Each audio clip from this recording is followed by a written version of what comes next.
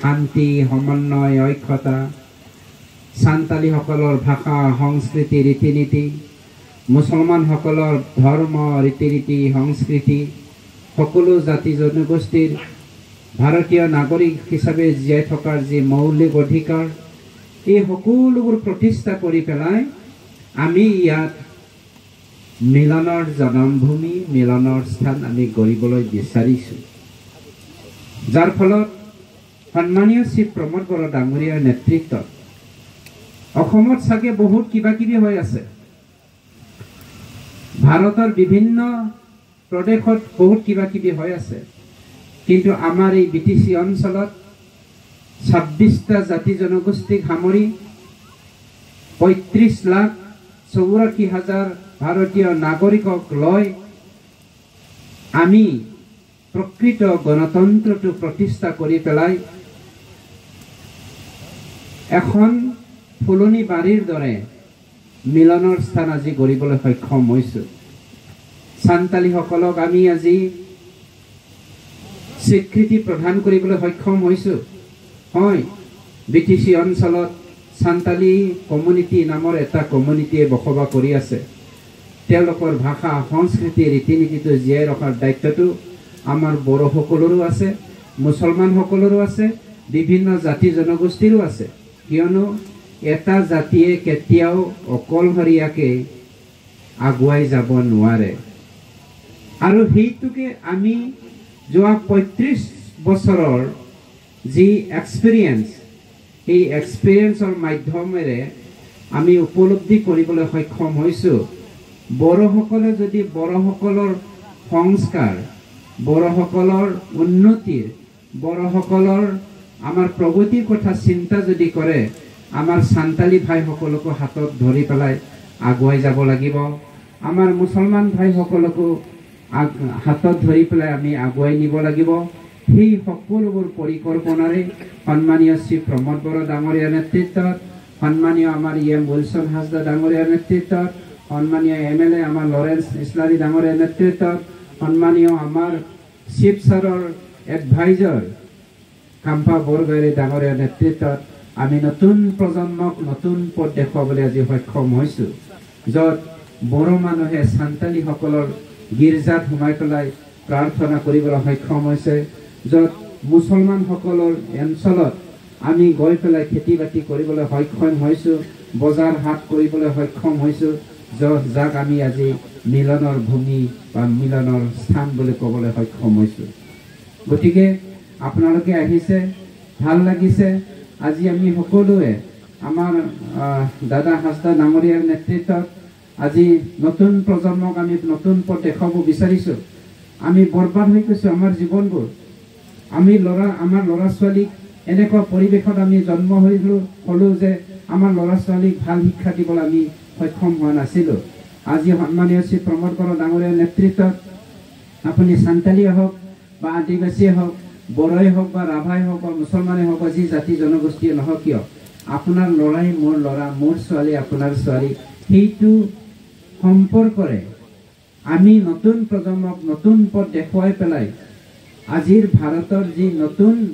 শিক্ষা ব্যৱস্থা সেই শিক্ষা ব্যৱস্থাৰ দ্বাৰাই আমি ল'ৰা ছোৱালীক নতুন পথ দেখুৱাবলৈ সক্ষম হৈছোঁ যাৰ ফলত আজি আপোনালোকে শুনিলে আচৰিত লাগিব বিটিসিত আমাৰ বিটিসিৰ বটফা UN Brahma super 50 pre coaching IAS pre কোচিঙত আমি 50 জন ল'ৰা ছোৱালীক দিল্লীত 3 লাখৰ পৰা 5 লাখ টকা পেলাই 11 মহীয়া যি কোচিং দিছোঁ সেই কোচিং লোৱা ল'ৰাবিলাকে 36 জন প্ৰিলিম এক্সামত পাছ কৰিবলৈ সক্ষম হৈছে আৰু আপোনালোকে শুনিলেও আচৰিত লাগিব যোৱাবাৰ চাগে বহুত বছৰৰ পাছত নহয় বিটিসি অঞ্চলত আমাৰ এজনী সান্তালী ছোৱালী APSC এলাইড সাৰ্ভিস পাবলৈ সক্ষম হৈছে সেইটো কেৱল মাত্ৰ হ'বলৈ সক্ষম হৈছে যে আমাৰ বটফা UN Brahma super pre coaching IASৰ যি আমাৰ পথ আমি ল'ৰা ছোৱালীক দেখুৱাইছোঁ সেইটোৰ মাধ্যমেৰে যিয়ে নহওক ভাল লাগিছে আপোনালোকক সকলোকে স্বাগতম কৰিছোঁ আহক আমি নতুন উদ্যোগৰে নতুন চিন্তাধাৰাৰে আপুনি বড়ো মই সান্তালী আপুনি মুছলমান ইছলাম মই খ্ৰীষ্টিয়ান আপুনি হিন্দু মই শিখ মই বুদ্ধিষ্ট এনেকুৱা পাৰ্থক্য নাৰাখি বিভাজন আমাৰ মাজত নৰখাই আমি নতুন এটা পথ বিচাৰি ওলাম য'ত শান্তি শান্তি শান্তি সমন্বয় পৰিৱৰ্তনৰ এখন সমাজ আমি গঢ়িবলৈ বিচাৰিম আৰু গঢ়িবলৈ সক্ষম হৈছোঁ সেইটো যেন আমি স্থায়ীভাৱে প্ৰতিষ্ঠা কৰিবলৈ পাৰোঁ সেইটোৰ কাৰণে আপোনালোকৰ হাত আমাৰ ওচৰলৈ দিব লাগিব আমাৰলৈ ছাপোৰ্ট কৰিব লাগিব আৰু আমি চৰকাৰৰ হৈ পেলাই পাৰ্টিৰ হৈ পেলাই আপোনালোকক সদায় ছাপোৰ্ট কৰিব লাগিব সেইটো পৰস্পৰক বুজি পেলাই সমন্বয়েৰে আগুৱাই যালেহে আমাৰ ভাষা সংস্কৃতি ৰীতি নীতিক আমি ৰক্ষা কৰিবলৈ সক্ষম হ'ব সেইটো উদ্দেশ্যেৰে আমি কাম কৰিব বিচাৰিছোঁ অলপ আগতে আমাৰ সন্মানীয় তাহানিৰ ডেপুটি চিফ আজিৰ চিফ ছাৰৰ এডভাইজাৰ খাম্পা বৰগোহাঞি ডাঙৰীয়াই ক'লে আমি কোনো গুণে পাৰ্থক্য ৰখা নাই আপুনি মুছলমান না খ্ৰীষ্টিয়ান না হিন্দু না বুদ্ধিষ্ট না শিখ না জৈন আমি এটাই কথা ভাবিছোঁ আপুনি ভাৰতীয় আৰু আপুনি বিটিয়াৰবাসী যাৰ ফলত আমি গীৰ্জাটো 2 লাখ টকাকৈ দিছোঁ মছজিদতো 2 লাখ টকাকৈ দিছোঁ আৰু মন্দিৰতো দিছোঁ থানচালিতো দিছোঁ সকলো ঠাইতে দিছোঁ আৰু আটাইতকৈ ডাঙৰ কথাটো হ'ল আমাৰ বিটিচিটো আমি কিয় আজি মিলনৰ স্থান বুলি ক'বলৈ কৈছোঁ মিলনৰ স্থান এইটোৰ কাৰণে ক'বলৈ গৈছোঁ যে আমাক ৰাজনৈতিকভাৱে বড়ো সান্তাল বিভাজন কৰি পেলাই ৰাজনৈতিকভাৱে হিন্দু মুছলমান খ্ৰীষ্টিয়ান শিখ সাজি পেলাই আমাক যে বিভাজন কৰি ৰাখিছে আমাক মূল উদ্দেশ্যৰ পৰা কি কয় আঁতৰাই ৰাখিছে ইয়াৰ পৰা মুক্ত হ'বৰ কাৰণে মুক্ত কৰাবৰ কাৰণে আমাৰ যি অস্ত্ৰটো তাহানি তেওঁলোকে ব্যৱহাৰ কৰি আহিছিল মাটি সেই মাটিৰ সমস্যাটো আমি সমাধান কৰিব বিচাৰিছোঁ আৰু কৰি আছোঁ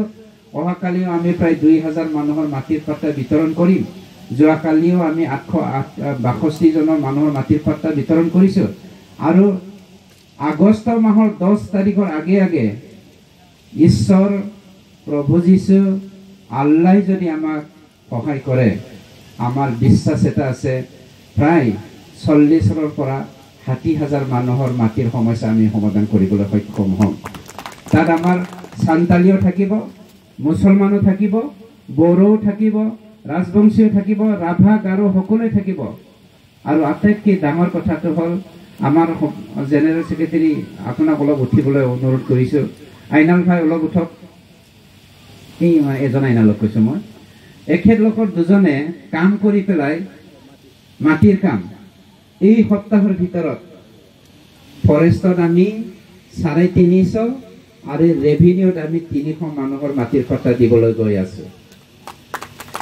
বাওঁপুংৰী অঞ্চলত মাত্ৰ যে কামটো আমি খুব স্পীডত কৰিছোঁ কিয়নো আমি বান্দৰ নহয় মানুহ বান্দৰ হ'ব নোৱাৰে তাহানি কংগ্ৰেছৰ দিনত কোনো পলিটিকেল পাৰ্টিৰ দিনত মই সবকে নাম ল'বলৈ নাযাওঁ মানুহক বান্দৰ সজাইছে হেৰো বান্দৰ কল খাবা নেকি চকলেট খাবা নেকি কামৰূপীয়া ভাষাত এটা কথা আছে হাত আছে ভৰি আছে মনুষ্যৰ মায়া ঘৰ বনাই থাকবা নাজানে কিহে বান্দৰ ভায়া বান্দৰটো ঘৰ বনাই থাকিব নাজানে কিন্তু আমি মানুহ হিচাপে ঈশ্বৰে আমাক সকলো দিছে সেই অধিকাৰৰ প্ৰাপ্ত আমি হ'ব লাগে আৰু সেইটোকে বিটিআৰ চৰকাৰে সন্মানীয় শ্ৰী প্ৰমোদ বড়ো ডাঙৰীয়াৰ নেতৃত্বত সকলো ব্যক্তি সকলো ভাৰতীয় নাগৰিকক আইনৰ ওপৰত নিৰ্ভৰ কৰি পেলাই কমসে কম 1 বিঘাকে মাটি দি পেলাই ম্যাদী পাট্টাকৰণ কৰি পেলাই ঘৰ সাজি থাকিবৰ কাৰণে আমি এইবাৰ হাতত প্ৰচেষ্টা লৈছোঁ ইয়াৰে মেইন ভূমিকাটো আমাৰ এই অঞ্চলত বাওঁপুংৰী অঞ্চলত আমাৰ জেনেৰেল সেক্ৰেটাৰী কালীচৰণ নাৰ্জাৰী আৰু আমাৰ SDLC বৰ্ডৰ মেম্বাৰ আইনাল হক ডাঙৰীয়াৰ দায়িত্ব লৈছে কিবা এটা যদি কাম আছে এওঁলোক দুজনক আপোনালোকে লগ ধৰক আৰু 1 মাহ সময় আছে বাকি সমস্যাটো আমি সমাধান কৰিম থ্যাংক ইউ আপোনালোকে বহুত শেষত আপোনালোকক আকৌ এবাৰ জোহাৰ যাচি মোৰ হৃদয়ৰ আপোনালোকক মৰম দি পেলাই মোৰ বক্তব্য সামৰিছোঁ।